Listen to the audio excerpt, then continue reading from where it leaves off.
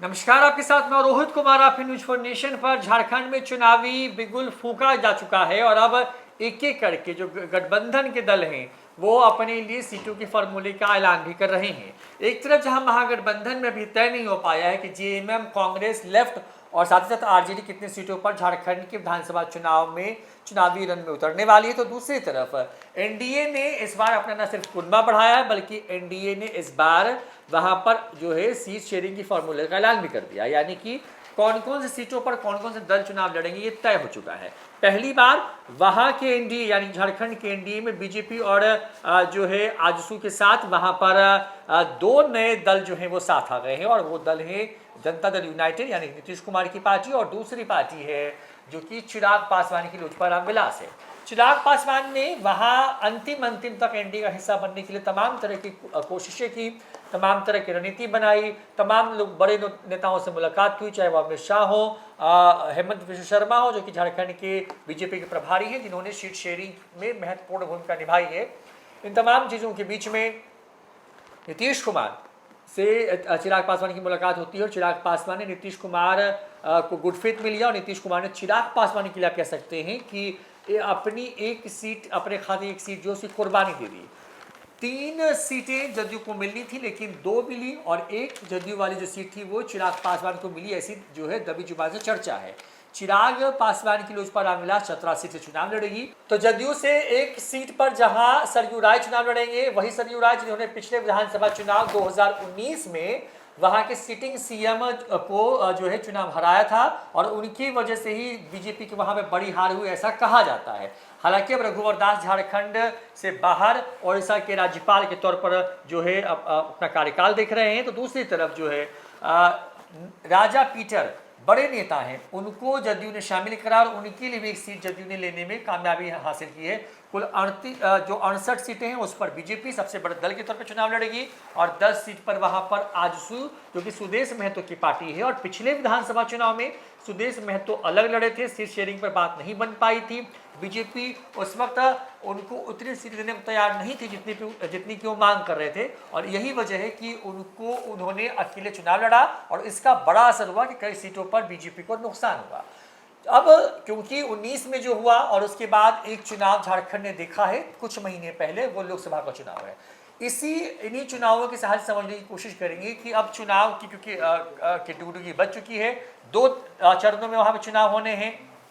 पहली बार ऐसा होगा जब झारखंड जैसे राज्य के अंदर में सिर्फ 2 चरणों में चुनाव होने हैं और जब चुनावी नतीजे आएंगे उसके पहले फिलहाल पलड़ा किसका भारी है, कौन कौन से फैक्टर हैं और क्या क्या होने जा रहे हैं। देवांशु हमारे साथ मौजूद हैं जो कि उन्होंने पूरी रिपोर्ट बनाई है, वो आंकड़े लेकर के आपके पास आए हैं, जिन आंकड़ों के सहारे हम आपको बताने की कोशिश करेंगे कि 19 में गलती या कहाँ हुई थी बीजेपी या एनडीए से, कहाँ पर बाजी मार गए थे हेमंत सोरेन और उनका गठबंधन, और क्या कुछ हुआ 2024 के लोकसभा चुनाव में, और अब जब 24 में ही जब विधानसभा चुनाव हो रहे हैं तो किस तरह की रणनीति तय की जा रही है। देवांशु, जैसे कि आपने रोहित इंट्रो में कहा कि बीजेपी 68 सीटों पर लड़ रही है, आजसू 10 सीटों पर चुनाव लड़ रही है और लोजपा को भी जो है एक सीट चतरा वाली जो है वो दी गई है। देखिए इस बार आजसू साथ है एनडीए के यानी कि बीजेपी के साथ है, पिछले बार नहीं हुआ था, नहीं थी, और इसका खामियाजा ये उठाना पड़ा बीजेपी को कि हेमंत सोरेन जो है वो सीएम बन जाते हैं। अगर उस चुनाव में साल 2019 में झारखंड विधानसभा चुनाव में सुदेश महतो अगर एनडीए के साथ होते तो हेमंत सोरेन 2019 में मुख्यमंत्री नहीं बनते। ये मेरा कोई एनालिसिस नहीं है, जो पॉलिटिकल मैथमेटिक्स जो कह रहा है वही हम कह रहे हैं और ये क्या कह रहा है हम विस्तार से आपको हम बताने जा रहे हैं इस वीडियो में।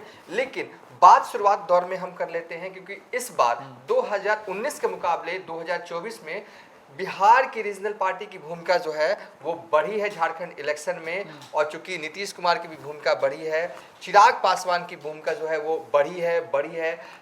तो ऐसे में थोड़ा बात उन पे पहले शुरुआती दौर में करेंगे, इनका कितना, नीतीश कुमार का कितना इन्फ्लुएंस रहने वाला है और चिराग पासवान का कितना इन्फ्लुएंस रहने वाला है। देखिए झारखंड का जब हम ये मैप देखते हैं ना तो देखते हैं कि झारखंड जो है वो बिहार के दक्षिण दिशा में है, दिशा ठीक है, और नीचे का एक बड़ा तबका है, जो एक बड़ा बॉर्डर लाइन आप देख रहे होंगे जो हम स्क्रीन पे डायग्राम चला रहे हैं झारखंड और बिहार का, कि कई सारी जो विधानसभा है ना रोहित वो मतलब बिहार से सटा हुआ है, जैसे कि बढ़ी विधानसभा ले लीजिए, गया से आप इस साइड जाइए हैं तो बढ़ी विधानसभा आता है, बिल्कुल गया से सटा हुआ है। तो कई ऐसे सीटें हैं जहां पर नीतीश का जादू, नीतीश का करिश्मा, या कहें कि चिराग पासवान का करिश्मा, कुछ ऐसी सीटें हैं जहां जीतन राम मांझी की भी वोट बैंक जो है वो काफी संख्या में है, क्योंकि जीतन राम मांझी गया से सांसद है और गया से सटा हुआ इलाका कई जो है बॉर्डर लाइन आता है झारखंड का, ठीक है। और चिराग को एक सीट चतरा दी गई है। देखिए, चिराग युवा नेता है, बिहार में उनका क्रेज देखने को मिला है कि किसी से छुपा हुआ नहीं है, 100% परफॉर्मेंस उन्होंने करके दिखाया। झारखंड में एक सीटें ही मिली है, लेकिन बीजेपी वाले मुझे लगता है कि पूरी कोशिश होगी कि जितने भी बॉर्डर लाइन वाले इलाके में विधानसभा क्षेत्र आते हैं, पलामू से लेकर जो भी हो, तमाम इलाके, तमाम जो विधानसभा में चिराग पासवान से जमकर जो है वो जो है चुनावी प्रचार करवाया जाए, क्योंकि बीजेपी का यही तरीका है चुनाव लड़ने का। चुनाव पूरे दमखम के साथ, एक भी छोटा से छोटा लूप होल बीजेपी वाले नहीं रखते। तो भरपूर कोशिश होगी कि चिराग पासवान का इस्तेमाल झारखंड इलेक्शन में जो है वो बीजेपी वाले, एनडीए वाले करेंगे। एक सीट ही मिला है लेकिन पूरा किया जाएगा, ठीक है। अब चलते हैं नीतीश कुमार। देखिए, नीतीश कुमार पुराने नेता हैं, कुर्मी समाज से आते हैं, सब लोग जानते हैं, और महतो की जो आबादी है झारखंड में वो किसी से छुपी नहीं, सबसे ज्यादा है, सबसे ज्यादा आदिवासी के बाद महतो समाज वहाँ पे सबसे ज्यादा जो है। और कहीं ना कहीं नीतीश कुमार का भी क्रेज और नीतीश कुमार का ऑरा भी काफी बड़ा है, बॉर्डर लाइन इलाकों में लोग उनको पसंद करते हैं, इससे कोई इनकार जो है वो नहीं कर सकता है। तो इस बार जो है वो बड़ी भूमिका होने जा रही है झारखंड इलेक्शन में नीतीश और चिराग की। आगे हम फिर बात करेंगे, लेकिन अब हम चलते हैं उस पॉलिटिकल मैथमेटिक्स के जिसका हम शुरुआत में जिक्र कर रहे हैं। आखिर मैं सीधे तौर पर कह देता हूं कि जो डाटा मेरे पास है, जो आंकड़े मेरे पास है, वो आंकड़े यही कह रहे हैं कि एनडीए का पल्ला जो है वो भारी है। हालांकि जीतेगा कौन, हारेगा, ये मैं नहीं कह सकता, तो जनता जनार्दन 23 नवंबर को ही आता है, क्योंकि जनता का मूड क्या हो जाए, कब पलट जाए, ये कोई कुछ नहीं जानता। लेकिन हाँ, जो आंकड़े मेरे पास है ना, बिल्कुल साइंटिफिक आंकड़े हैं, बिल्कुल वो आंकड़े हम चीख चीख कर कह रहे हैं कि इस बार एनडीए का पल्ला भारी है। लेकिन ऐसा नहीं है कि पल्ला तो भारी है, लेकिन हेमंत सोरेन भी हल्के में नहीं। हेमंत सोरेन के पास कई ऐसी चीजें हैं, कई ऐसी ताकत जो है उनमें इजाफा 2019 के मुकाबले 2024 में हो चुका है, ठीक है। उसका भी जिक्र करेंगे, लेकिन जल्दी में रोहित, अब हम आंकड़े पर गौर करते हैं, ठीक है। सबसे पहले हम आंकड़ा आपको झारखंड विधानसभा 2019 का बताएंगे, कितना राजनीतिक दलों को वोट शेयर आया था। उसके बाद जो कुछ महीने, 2-4 महीने पहले जो लोकसभा के चुनाव हुए थे ना झारखंड में, उसमें क्या आंकड़ा, हर राजनीतिक दलों को कितना वोट शेयर आया था, उस पर हम बात करेंगे। और फिर बिल्कुल आप खुद समझ जाइए कैसे मैं कह रहा हूं कि एनडीए का पल्ला भारी है महागठबंधन के मुकाबले। और यही वजह है कि भागे भागे पहुंच रहे हैं तेजस्वी यादव और राहुल गांधी रांची, और अभी तक महागठबंधन में सीट शेयरिंग नहीं हुआ है, और एनडीए वाले एक कदम आगे निकल गए। कम से कम उन्होंने अच्छे से शांति से सीट शेयरिंग कर दिया और प्रेस कॉन्फ्रेंस भी हो गई। तो चलिए, झारखंड विधानसभा 2019 में हुआ क्या था, ग्राफिक्स हम स्क्रीन पर चला रहे हैं। तमाम राजनीतिक पार्टियों को कितना वोट परसेंट जो है आया था, देखिए रोहित क्या था आंकड़ा। देखिए, आंकड़ा कुछ ऐसे है कि बीजेपी सबसे ज्यादा वोट शेयर लाने वाली पार्टी थी। 2019 के विधानसभा चुनाव में भी बीजेपी के खाते में 33.37% जो है कुल वोट आया था। जेएमएम यानी कि झारखंड मुक्ति मोर्चा, जो कि हेमंत सोरेन की पार्टी है, उसको 18.72% बस वोट शेयर आया, और वो सरकार बनाने में कामयाब हो गई। लेकिन इसके पीछे का मैथमेटिक्स यही था कि महागठबंधन में उस वक्त जो दल थे उन सबको जोड़ करके वोट शेयर बड़ा हो जाता था। कांग्रेस वहां पर क्योंकि गठबंधन के साथ थी, महागठबंधन के साथ थी, तो उसको 13.00% 8% माफ कीजिएगा वोट शेयर था। जबकि बाबूलाल मरांडी की पार्टी थी झारखंड विकास मोर्चा, उसने भी वहां पर अकेले चुनाव लड़ा था, और उसने जो वोट काटा था वो कहीं ना कहीं वोट जो था वो बीजेपी का था या एनडीए का था। उसको 2019 के विधानसभा चुनाव में 5.45% जो है वोट शेयर आए। अब बाबूलाल मरांडी जो हैं वो अब बीजेपी के साथ हैं। आजसू जो है क्योंकि वहां पर महतो जाति के बड़े नेता हैं, युवाओं में बड़ी पकड़ है उनकी, स्वदेश में है तो पार्टी के सर्वे सर्वा हैं। इस बार 10 सीटों पर चुनाव वो लड़ेंगे एनडीए के अंदर में।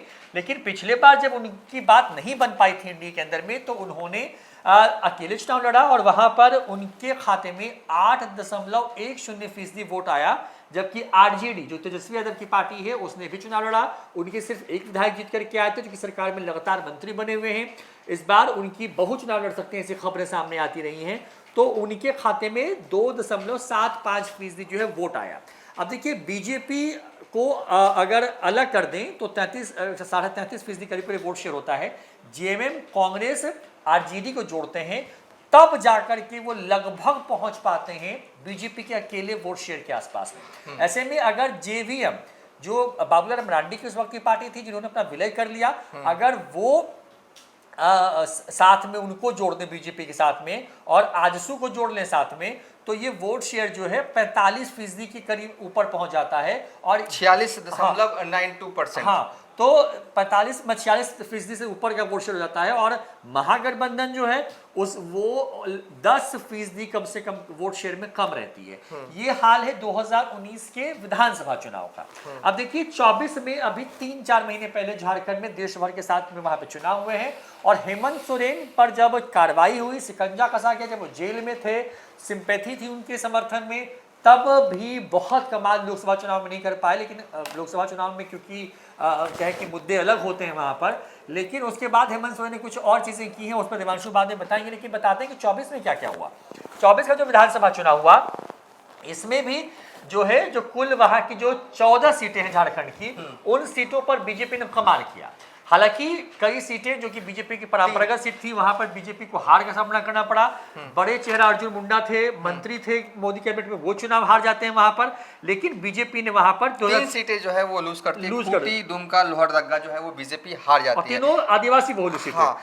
आदिवासी बहुल। हाँ, और उसमें जो आंकड़े कहते हैं कि बीजेपी जो है 44.60% वोट शेयर लाने में अकेले कामयाब होती है, यानी कि लगभग 50% वोट जो है उसको अकेले आता है। आजसू को अगर उसमें जोड़ देते हैं तो जेएमएम जो है वहां पर वो 14.60% वोट लाने में कामयाब होती है और जेएमएम से ज्यादा वोट आता है कांग्रेस का झारखंड में। और ये अपने आप में एक मिरेकल था कि जो वहां की क्षेत्रीय पार्टी थी जो सत्ता में थी, जिसका मुख्यमंत्री है वहां पर, वो वहां पर कमाल नहीं कर रहा है, वहां पर कमाल कांग्रेस ने कर दिया और उसके खाते में 19.19% वोट जो है वो आता है। और भाकपा माले जो लेफ्ट जो महागठबंधन का हिस्सा है उसके खाते में 2.41% वोट आता है और आरजेडी जो कि वहां पर महागठबंधन के साथ है उसने भी चुनाव लड़ा था वहां पर और उसके खाते में 2.77% जो है वो वोट शेयर आता है। झारखंड में बीजेपी जो टोटल एनडीए है प्लस आजसू उनको जोड़ दें तो 47.22% जो वोट शेयर है, लगभग 50%। जबकि झारखंड में अगर महागठबंधन की बात करें जिसमें जेएमएम, कांग्रेस, आरजेडी और भाकपा माले शामिल है तो उसको आता है वहां पर 38.97% वोट। यानी कि जो विधानसभा चुनाव में वहां पर जो दिखा आपको 19 के विधानसभा चुनाव में जितना जो मार्जिन था, अगर जोड़ते हैं, क्योंकि चुनाव अलग लड़ा था एनडीए ने वहां पर, लेकिन अगर उनको जोड़ लेते हैं और फिर 24 के लोकसभा चुनाव को जोड़ते हैं तो आंकड़े लगभग उतने ही होते हैं जितना का एज एनडीए को 19 के विधानसभा चुनाव में था, लगभग उतना ही जो है वो एज इस बार भी लोकसभा चुनाव में था। और वो जो तुलनात्मक तौर पर महागठबंधन वर्सेस एनडीए जो है उसमें वोट शेयर का अंतर 8.25% होता है, जो कि एक बड़ा वोट शेयर है।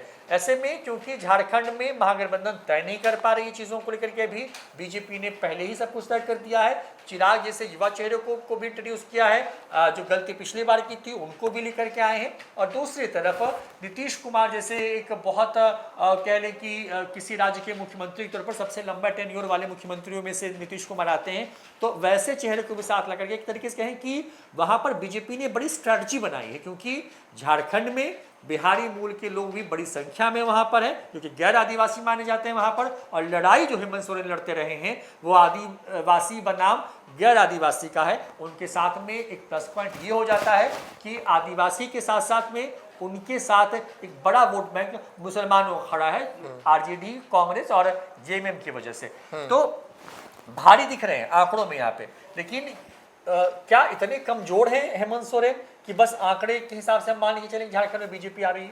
नहीं, ये इतने कमजोर बिल्कुल नहीं है। और 2019 के मुकाबले मैं तो कहूँगा कि हेमंत सोरेन और भी ताकतवर जो हैं वो हुए हैं। देखिए पॉलिटिकल आंकड़ा जो हमने दिखाया उसका लबो-लुबाब ये रहा कि साल 2019 झारखंड विधानसभा में एनडीए का जो वोट शेयर है, वोट शेयर अगर सरल भाषा में अगर समझे तो कितने लोगों ने एनडीए को वोट किया, वो वो जो है वो ज़्यादा है महागठबंधन की साइड से। ये बिल्कुल पॉलिटिकल ये आंकड़ा है, इलेक्शन कमीशन के हिसाब से जो है जारी किए गए आंकड़े हैं उसके हिसाब से ये जो हम जो दिखा रहे हैं वही है, ठीक है। और 2024 में जो विधानसभा के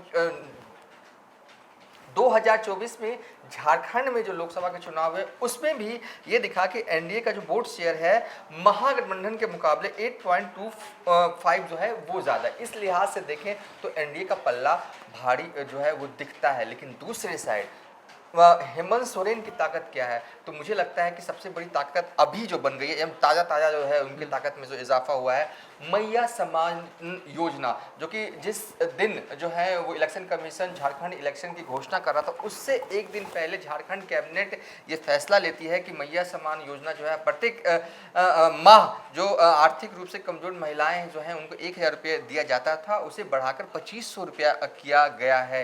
ये डायरेक्ट जो है उनके अकाउंट में जाता है रोहित। और मुझे लगता है कि ये फ्रीबीज वाली लाडो योजना मध्य प्रदेश राजस्थान वाली और महाराष्ट्र में भी इस तरह की एक योजना जो है वो चल रही है। तो मुझे लगता है ये एक गेम चेंजर हो सकता है। और जिस तरीके से लोकसभा चुनाव के दौरान हेमंत सोरेन जेल के अंदर थे 3 सीटें लूट कर जाती है, खूंटी लोहरदगा और दुमका सीट जो है वो बीजेपी हार जाती है। बीजेपी का नंबर जो है वो झारखंड में 11 से 8 पर आ जाती है। तो कहीं ना कहीं अभी भी इसे जो है हेमंत सोरेन पूरा भुनाने की कोशिश कर रहे हैं और कहीं ना कहीं आदिवासी अस्मिता से पूरे जो है वो मामले को जोड़ रहे हैं और कह रहे हैं कि बीजेपी वाले लगातार उन पर दबाव बना रहे हैं। और लेकिन एक ताकत और भी इधर अगर एनडीए साइड में अगर देखें तो जिस तरीके से जब हेमंत सोरेन अंदर थे तो सीएम बनाया जाता है चंपई सोरेन को, और उसके बाद चंपई सोरेन बीजेपी में ज्वाइन करते हैं और कोल्हान इलाके से आते हैं और 14 सीटें पर कहा जाता है 14 विधानसभा सीटों पर उनका भी प्रभाव है। तो कितना प्रभाव इस बार दिखेगा, क्योंकि उसका भी टेस्ट जो है वो होना है इस बार। वो कंफर्म नहीं कह सकते कि हाँ 14 सीटों पे मजबूत स्थिति में तो वोट कितना कन्वर्ट करवा पाते हैं, क्योंकि वो आजीवन जेएमएम पार्टी में रहे हैं। जिन लोगों भी उनके समर्थक हैं वो जेएमएम को ही वोट किया, तो इस बार क्या उनके अलग होने से वो कमल छाप को वोट देंगे, तो ये सब कुछ तय होना, ये टेस्ट होना है। लेकिन मजबूत स्थिति में हेमंत सोरेन भी हैं। आंकड़े कह रहे हैं कि जो एनडीए का पल्ला भारी है, मतलब कि एकदम कह रहे हैं नेक टू नेक होने वाला है इस बार झारखंड में। मुझे जो यहाँ से लग रहा है किसी के लिए आसान नहीं है चुनाव जीतना, और कोई भी जीते तो ज़्यादा मतलब कि सीटों से जीत नहीं पाएगा। बहुमत के आंकड़े के करीब पहुँच जाना भी एक बड़ी उपलब्धि होगी, क्योंकि इस तरीके से चीज़ें जो है वो चल रही है ना मतलब झारखंड में। हालांकि एनडीए ने अपने आप को रिकवर किया, इसे कहते हैं ना कि रिकवर होना। देखिए लोकसभा चुनाव में जो एनडीए का जो लूप हॉल है उसे भरने की कोशिश जो झारखंड में बिल्कुल तरीके से साफ तौर पर दिख रही है। तो एनडीए अपने आप को सियासी रूप से रिकवर करने की कोशिश कर रही है, जो गलतियां हैं उसे ठीक करने की कोशिश कर रही है। और यही वजह है कि नीतीश कुमार और जो है चिराग पासवान एनडीए का आज हिस्सा है। जीतन राम मांझी भले ही हिस्सा ना हो, लेकिन उन्हें प्यार से मना लिया जाएगा। और वो भी चतरा विधानसभा बढ़ी है, विधानसभा में देखिएगा कि एनडीए के प्रचार करेंगे और बिल्कुल पूरे अच्छे से करेंगे प्रचार। है नहीं कि किसी को खुश करने के लिए बस कोरम पूरा करने की वाला प्रचार नहीं करने वाले जीतन राम मांझी। भले ही थोड़ा सा उनको सेटबैक लगा होगा, क्योंकि वो चाहते थे कि चतरा सीट उन्हें मिले, लेकिन नहीं मिल पाया। तो बिहार की रीजनल पार्टियां, बिहार के वो नेता जिनका असर बॉर्डर वाले इलाके में है, वो इस बार एनडीए के लिए काम करेंगे। और ये बहुत ही पॉजिटिव जो है वो फेवर में जाता है एनडीए के। एक वोट शेयर वाला मैथमेटिक्स उनके फेवर में है, उनका है। दूसरा बिहार की रीजनल पार्टियां जो हैं वो कई सीटों पर जो है अच्छा खासा कहीं 2000, 4000, 5000, 10000 वोट दिलवा पाएँ, तो ये बहुत पॉजिटिव है। और कोल्हान वाले इलाके में जो कहा जा रहा है 14 सीटें जो है वो कोल्हान की, उस पर अच्छा खासा असर जो है वो चंपई सोरेन रखते हैं। तो इस लिहाज से देखें तो कोल्हान में बीजेपी जो है वो मजबूती, कोल्हान वाला पूरा बेल्ट है ना वो जेएमएम का है, वो मतलब कि वहाँ पर बीजेपी बस नाम निशान ही बस मात्र भर है। तो अगर कोल्हान में कुछ अगर बीजेपी वाले कर पाए, चंपई सोरेन के कुछ गेम, कुछ तोड़फोड़ कुछ भी हो जाए, मतलब कि 50% भी अगर वो वहाँ की सीटें का कुछ कब्जा कर पाए, तब तो बड़ा उपलब्धि होगी, बड़ी उपलब्धि होगी एनडीए के साइड की। तो ये है एनडीए के साइड। चंपई सोरेन के साइड ये फेवर में जाता है कि उनके पास कुछ ऐसी हो, चाहे 200 यूनिट फ्री बिजली वाला ही देख लीजिए ना, ये बड़ा कैच कर रहा है वहाँ के लोगों को। ऐसे लोग जो गरीब लोग हैं जिनकी बिजली की खपत ज़्यादा नहीं है, लेकिन उन्हें 200 यूनिट बिजली फ्री कर दी गई है। और तो बड़ी ये संख्या उन्हीं की है वहाँ। हाँ, उन्हीं की है, आदिवासी पूरा राज्य है। और उसके बाद मैया सम्मान योजना, मुझे लगता है कि ये बड़ा गेम चेंजर जो है वो होने जा रहा। अगर हेमंत सोरेन जीतते हैं तो जीत का सेहरा जो है इस योजना पे जाएगा ही जाएगा, क्योंकि 2500 रुपये किसी भी गरीब महिला को मिलना आज की तारीख में बड़ी बात है। और JMM की तरफ से जो ट्वीट किया गया था रोहित 2-3 दिन पहले, वो यही था कि देश में बीजेपी के शासन वाले किसी भी राज्य में इतना रुपया 2500 रुपया प्रति महीना जो है वो नहीं दिया जाता है। और इस बात पर गर्व किया जाता है, उनकी पार्टी की तरफ से करना भी चाहिए, लोगों को दे रहे हैं तो क्रेडिट लेना भी चाहिए। 2500 रुपया जो है वो मतलब झारखंड पहला राज्य है जो कि है देश में जो कि महिलाओं को डायरेक्ट जो है वो देने जा रहा है। अगर हेमंत सोरेन जीतते हैं तो इस योजना को जो है वो क्रेडिट दिया जाएगा। और मध्य प्रदेश के चुनाव में हम याद है ना रोहित, लोकसभा चुनाव से पहले हुए थे, तो शिवराज सिंह की भी योजना थी लाडो योजना, तो वो जीते, तो फिर उस योजना का भी धमक आए कि ये बड़ा गेम चेंजर योजना था।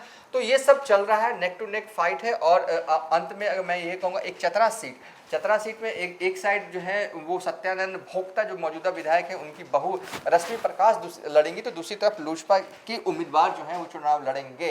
यानी कि झारखंड की एक ऐसी सीट है ये जहां पर बिहार की रीजनल पार्टी जो है 1-2 फाइट में है, मतलब कि, और ये बड़ा दिलचस्प होगा। और चतरा सीट पर जो है एक तरह से देखें, यहाँ पर शुरू से ही जब से झारखंड बना है बीजेपी और आरजेडी की लड़ाई होती रही है। और हालिया कुछ सालों में ये दिखा है कि बीजेपी के मुकाबले जो है आरजेडी काफ़ी स्ट्रांग हो चली थी चतरा सीट पर। और चतरा सीट पर 2019 में करीब 24,000 वोटों से जो है सत्यानंद भोक्ता जीत जाते हैं। किसी भी विधानसभा सीट पर अगर कोई व्यक्ति या कोई उम्मीदवार 24,000 वोटों से जीतता है तो ये माना जाता है कि ये हाई मार्जिन है, मतलब कि बहुत भयंकर रूप से जो है वो जीत दर्ज की गई है। 2019 में सत्यानंद भोक्ता ने बीजेपी के जनार्दन पासवान को 24,055 वोटों से जो है वो हराया था। इस बार बीजेपी ने ये किया कि ये सीट ही लोजपा को दे दी, बिहार से सटा हुआ इलाका है, तो चिराग भी खुश। और कहीं ना कहीं जो रिश्ते चिराग पासवान और बीजेपी के नेताओं के बीच जो ट्यूनिंग जो है, उस ट्यूनिंग का आदर और सम्मान जो है मुझे लगता है कि किया गया। देखिए चिराग पासवान, देखिए जेडीयू सालों से मेहनत करी, हमेशा से उनकी पार्टी रही है। कभी सम्मेलन, कभी झारखंड में जेडीयू के प्रभारी अशोक चौधरी हों, चाहे संजय झा, उनका जाना आना ये सब एक लगा कि एक पॉलिटिकल पार्टी जो है वो झारखंड में भी है कुछ कर। लेकिन लोजपा की कभी कुछ नहीं थी, सिर्फ 2 दौरा करते हैं चिराग पासवान और 1 सीट मिलती है। ये भी चिराग पासवान की उपलब्धि झारखंड इलेक्शन में है। मुझे लगता है देवांशु, कंक्लूड करने से पहले एक लाइन इसमें मैं जोड़ना चाहूँगा कि मुझे ऐसा लगता है कि नीतीश कुमार ने चिराग के लिए फील्डिंग की। देखिए क्योंकि 3 पर ये अड़े थे और चिराग पासवान भी चाहते थे कि वो चुनाव लड़े, तो चिराग की मुलाकात भी नीतीश कुमार से भी हाल के वक्त में हुई है। उसके बाद उन्होंने बीजेपी के बड़े नेताओं से मुलाकात की। और मुझे जो मेरे जो सूत्र बता रहे हैं कि नीतीश कुमार चाहते थे कि चिराग पासवान वहाँ एनडीए का हिस्सा बने, क्योंकि उसके तुरंत बाद पड़ोसी राज्य है बिहार, 10 महीने बाद बिहार में विधानसभा चुनाव होंगे। पिछले बार जो चिराग पासवान की वजह से नुकसान हुआ, वो नुकसान और मैसेज पहले से डिलीवर हो कि देखिए भाई एनडीए इतना इंटैक्ट है कि भले एक सीट पे चुनाव लड़ रहे हैं लेकिन चुनाव लड़ रहे हैं चिराग पासवान। और नीतीश कुमार ये चाहते थे कि एक मैसेज जाए चिराग पासवान को लेकर के भी। और जो हमारे सूत्र बता रहे हैं कि नीतीश कुमार ने अपने हिस्से की एक सीट जो है, तो चतरा सीट जिसकी बात हम कर रहे हैं, वो चिराग पासवान को जानबूझ करके दी। और उसके लिए मनाया भी नीतीश कुमार ने बीजेपी को भी और चिराग पासवान को। बिल्कुल बिल्कुल सही कह रहे हैं रोहित आप। और बिल्कुल कहीं ना कहीं चिराग की फील्डिंग जो है, चिराग के लिए फील्डिंग नीतीश कुमार भी करते हुए दिखे हैं। ठीक है, एक वक्त बहुत एग्रेसिव रहा करते थे नीतीश कुमार के लिए, लेकिन आज के वक्त बिहार में कम से कम चिराग पासवान ने मान लिया है नीतीश कुमार को नेता। और उसका ये सब रिवार्ड, चतरा रिवार्ड ही आप एक तरह से कह सकते हैं लोजपा के लिए, लोजपा को गिफ्ट में दिया गया है ये सीट। तो देखिए यही पूरी कहानी है, आंकड़ों की जुबानी, लेकिन वहाँ पर कुछ महत्वपूर्ण योजनाएं हैं। फ्री बीज वाली राजनीति जो देश में चल रही है और खास करके गैर बीजेपी शासित राज्यों के अंदर में, उसका बड़ा असर दिखा है। दिल्ली में अरविंद केजरीवाल बिजली पानी फ्री दे रहे हैं, स्कूलों को बेहतर किया, तो उसका असर दिखा कि लगातार वो जीत रहे हैं रिकॉर्ड तरीके से। ऐसे में झारखंड में भी, क्योंकि जो योजना आई है वो देश में अपने आप में अपने तरह की यूनिक योजना है, बिजली फ्री पहले से दे रहे हैं। हेमंत सोरेन ने पेट्रोल की कीमतें बढ़ी थी, तो पेट्रोल को भी जो ऐसे परिवार है हैं जो कि इसको अफोर्ड नहीं कर सकते थे, उनको फ्री देने की योजना शुरुआत की। हालांकि कुछ उनके खिलाफ भी हैं, जिसमें वहाँ के सरकारी नौकरियों में धांधली, वहाँ के परीक्षा के पेपर लीक होना, ये वैसे मुद्दे हैं जिनको लेकर के उनसे सवाल भी किया जा रहा है। लेकिन इस बार का जो मुकाबला है उसमें आंकड़ों के हिसाब से बीजेपी एनडीए को एज है, बढ़त है। लेकिन जो वहाँ के ज़मीनी मुद्दे हैं, जो आदिवासी वर्सेस गैर आदिवासी वाली जो राजनीति है, उन तमाम चीज़ों को अगर जोड़ के देखें तो वहाँ पर हेमंत सोरेन इतनी आसानी से बीजेपी के हाथों में सत्ता का हस्तांतरण नहीं करने वाले हैं और लड़ाई बहुत दिलचस्प होगी। 2 चरणों में वहाँ पर चुनाव होने हैं और सबसे बड़ी बात यह कि जब चुनाव के नतीजे आएंगे तो साफ होगा कि किसकी चली वहाँ पर, क्या बीजेपी ने जो स्ट्रेटजी बनाई उसकी जीत हो रही है या फिर हेमंत सोरेन ने जो योजनाएं लागू की उसकी जीत होती है। फिलहाल इतना ही देखते रहिए न्यूज़ फॉर नेशन। नमस्कार।